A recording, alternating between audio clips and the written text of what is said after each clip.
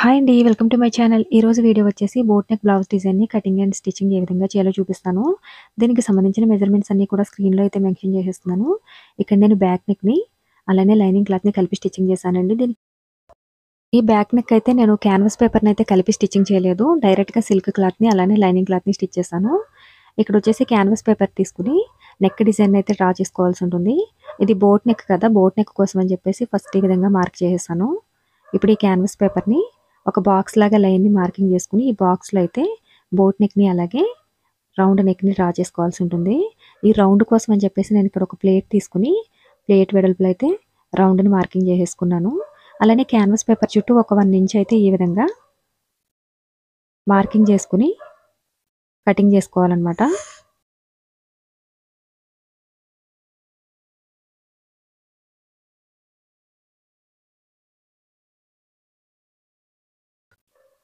ఇలా లైన్‌ని అయితే డ్రా చేసేసుకొని, ఇప్పుడు ఎక్స్ట్రా ఉన్న క్యాన్వాస్ పేపర్‌ని కటింగ్ చేసేయాల్సి ఉంటుంది.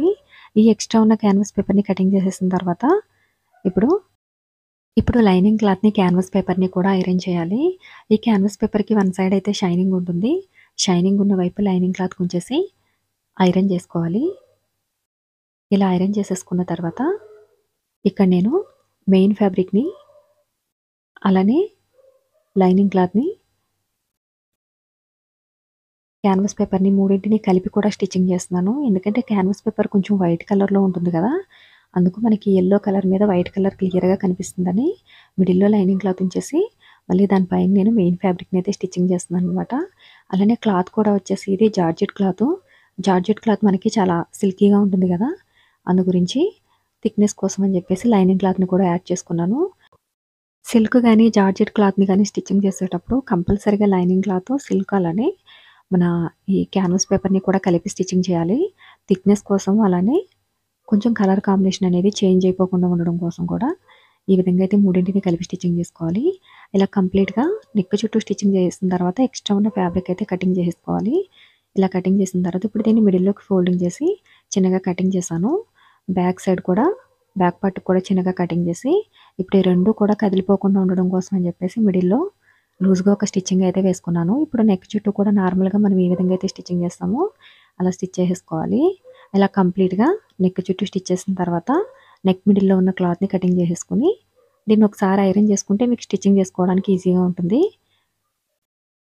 ఐరన్ చేసుకోకపోయినా సరే బిగినర్స్ అయితే గనుక ఒకసారి ఐరన్ చేసుకోండి. ఐరన్ చేసుకుంటే మీకు పైన స్టిచెస్ వేసేటప్పుడు కొంచెం ఈజీగా ఉంటుందనమాట. చాలామంది సింపుల్ డిజైన్స్‌ని అప్‌లోడ్ చేయండి అని చెప్పేసి కామెంట్ పెడుతున్నారు గదా! అందు గురించి అని చెప్పేసి మన సెకండ్ ఛానెల్‌లో అయితే డైలీ 2 వీడియోస్ అయితే అప్‌లోడ్ చేస్తున్నానండి. దానికి సంబంధించిన లింక్ అయితే డిస్క్రిప్షన్‌లో ఇస్తాను. ఎవరికైనా ఇంట్రెస్ట్ ఉంటే గనక ఆ ఛానెల్‌లోనికి వెళ్లి ఛానెల్‌ని డైలీ ఫాలో అయితే గనక మీకు ఓన్లీ బ్లౌజ్ పీస్‌లోనే సింపుల్‌గా బ్లౌజ్ మోడల్‌ని ఏ విధంగా కటింగ్ అండ్ స్టిచ్చింగ్ చేసుకోవాలో చూపించడం అయితే జరుగుతుంది. ఇంట్రెస్ట్ ఉంటే ఆ ఛానెల్‌ని కూడా డైలీ ఫాలో చేయడానికి ట్రై చేయండి. ఎవరైనా మన ఛానెల్‌ని ఫస్ట్ టైమ్ చూస్తుంటే సబ్స్క్రైబ్ చేసుకోండి. అలానే పక్కనే ఉన్న బెల్ బటన్‌ని క్లిక్ చేసి ఆల్ అనే ఆప్షన్‌ని క్లిక్ చేయండి. ఆల్ ఆప్షన్ క్లిక్ చేసిన వారికి మాత్రమే నోటిఫికేషన్ వస్తుంది. నోటిఫికేషన్ రాని వాళ్ళు ఎవరైనా ఉంటే గనక ఒకసారి మన ఛానెల్‌ని అన్‌సబ్స్క్రైబ్ చేసి తిరిగి సబ్స్క్రైబ్ చేసుకొని పక్కనే ఉన్న బెల్ బటన్‌ని క్లిక్ చేసి ఆల్ ఆప్షన్‌లో అయితే ఆన్‌లో ఉంచుకోండి.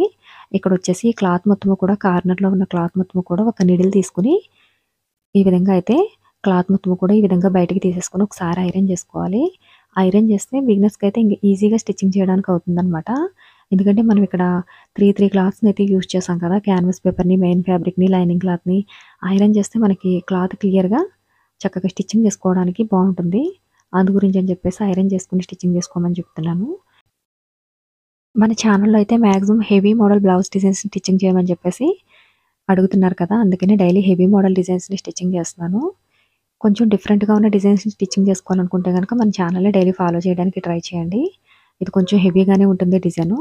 కాకపోతే మనకి ఎలాంటి జార్జెట్ కానీ, సిల్క్ గానీ ఎటువంటి క్లాత్‌లో అయినా సరే హెవీ మోడల్ బ్లౌజ్ డిజైన్ ఏ విధంగా స్టిచ్చింగ్ చేసుకోవాలో మన ఛానెల్‌లో అయితే వీడియోస్ అప్‌లోడ్ చేస్తున్నాను. ఇక్కడ నడుము దగ్గర వచ్చేసి డాట్స్ వేసేస్తున్నాను. ఒక 3 ఇంచెస్ పొడవులో 2 సైడ్స్ ఈక్వల్‌గా ఉండేలాగా డాట్స్ అయితే వేసేసుకోవాలి.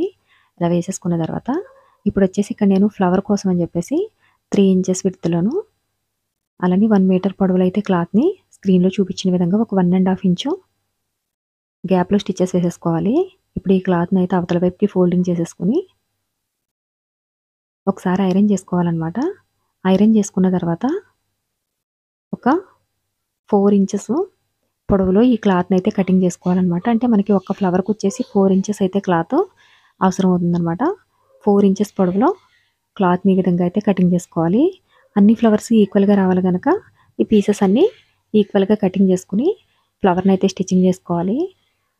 బిగినర్స్ అయినా సరే చాలా చాలా ఈజీగా ఈ ఫ్లవర్ని అయితే స్టిచ్చింగ్ చేసేయచ్చండి. ఇది వచ్చేసి స్ట్రైట్గా కటింగ్ చేసిన క్లాతే, క్రాస్గా కటింగ్ చేసిన క్లాత్ అయితే కాదు. దీన్ని స్క్రీన్లో చూపించిన విధంగా ఇలా ఫ్లవర్ షేప్లో ఉంచేసి జస్ట్ స్టిచ్ చేసేసుకుంటే సరిపోతుంది. ఇలా మనకి నెక్ చుట్టూ ఎన్ని ఫ్లవర్స్ అయితే అవసరం అవుతాయో అన్నింటినీ కూడా స్టిచ్ చేసి పెట్టుకోవాలి.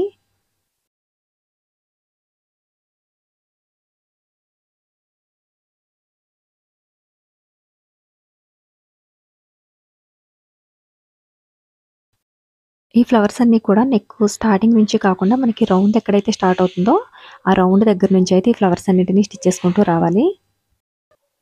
ఫ్లవర్స్ ఎక్కడ కూడా గ్యాప్ లేకుండా చక్కగా నీట్గా మనకి ఇక్కడ స్క్రీన్లో కనిపిస్తుంది కదా, ఈ విధంగా అయితే స్టిచ్చింగ్ చేసేసుకోవాలన్నమాట. మరీ దగ్గరగా కాకుండా అలాగే గ్యాప్ లేకుండా నీట్గా స్టిచ్చింగ్ చేసేసుకోవాలి. ఇలా కంప్లీట్గా ఫ్లవర్స్ అన్నీ కూడా స్టిచ్చింగ్ చేసేసుకున్న తర్వాత ఇప్పుడు దీనిపైన అయితే లేస్ని అయితే స్టిచ్చింగ్ చేసేస్తున్నాను. మీరు ఒకవేళ లేస్ని ఇగ్నోర్ చేయాలనుకుంటే కనుక చాలామంది లేస్ ఎందుకని చెప్పేసి కామెంట్ పెడుతున్నారు. మీకు లేస్ ఇష్టం లేకపోతే కనుక ఆప్షనలేనండి. మీరు లేస్ని లీవ్ చేసేసి నార్మల్గా డిజైన్ మొత్తం స్టిచ్చింగ్ చేసుకున్నా సరిపోతుంది. అలానే బీడ్స్ కూడా కలర్ చేంజ్ అయిపోతున్నాయి కదా అని చెప్పేసి కామెంట్ పెడుతున్నారు. మీకు ఒకవేళ బీడ్స్ కలర్ చేంజ్ అయిపోతే కనుక వాటిని రిమూవ్ చేసి కొత్తవైనా స్టిచ్చింగ్ చేసుకోవచ్చు. లేదు ఇదంతా పెద్ద ప్రాసెస్ అనుకుంటే కనుక మీరు బీడ్స్ని కూడా లీవ్ చేసేయండి. మనకి ఓన్లీ ఆ ఫ్లవర్ లుక్ మీద, ఈ డిజైన్ లుక్ మీద బ్లౌజ్ అనేది చాలా హెవీగా కనిపిస్తుంది. జస్ట్ బీడ్స్ కానీ లేస్ కానీ ఇవన్నీ ఆప్షనలేనమాట. ఇట్లా కంప్లీట్గా నెక్ చుట్టూ కూడా ఫ్లవర్స్ని స్టిచ్చింగ్ చేసేసాం కదా.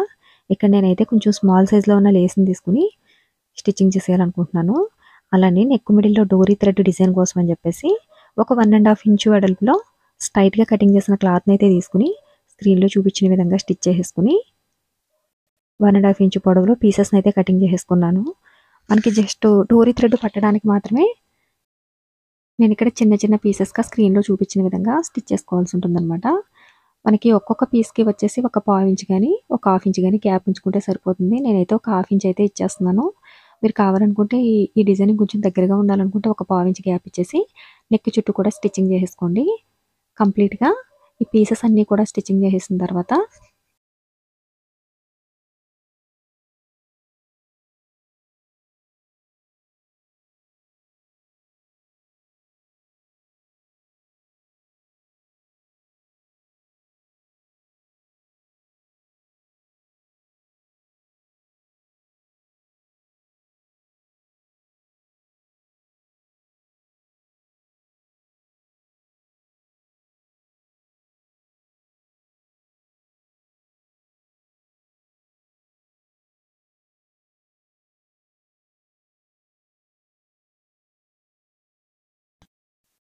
ఇప్పుడైతే స్మాల్ సైజ్లో ఉన్న లేస్ని అయితే స్టిచ్చింగ్ చేసేస్తున్నాను. మీకు లేస్ అవసరం లేదనుకుంటే ఆప్షనలేనండి, లేస్ని అయితే స్కిప్ చేసేయచ్చు.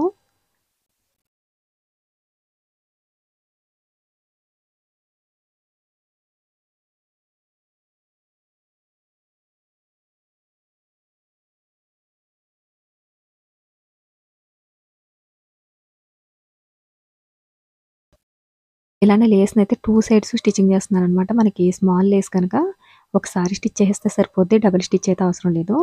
దీని మిడిల్లో వచ్చేసి డోరీ థ్రెడ్ తోటి డిజైన్ని స్టిచ్చింగ్ చేసుకోవాలి. డిజైన్ అయితే చాలా చాలా హెవీగా ఉంటుంది. క్లాత్ కూడా కొంచెం ఎక్కువగానే పడుతుంది మనకి. ఈ డిజైన్ కోసం అని చెప్పేసి కంపల్సరిగా క్లాత్ వచ్చేసి 1.5 మీటర్ అయితే క్లాత్ పడుతుందనమాట. ఈ డోరీ థ్రెడ్ కూడా క్రాస్గా కటింగ్ చేయాలి కదా పీసెస్ అన్నీ కూడా, అందు గురించి మనకి డిజైన్ కోసం ఎక్స్ట్రాగా ఒక హాఫ్ మీటర్ అయితే తీసుకోవాల్సి ఉంటుంది క్లాత్. అలానే శారీలో అయితే మనకి అంత క్లాత్ రాదు కనుక విడిగా బయట తీసుకోవాల్సి ఉంటుంది. బయట మీరు షాప్స్లో శారీకి ఒక 6 మీటర్స్ అలానే 1.5 మీటర్ వరకు బ్లౌజ్ డిజైన్ కోసం అని తీసుకోవాల్సి ఉంటుంది.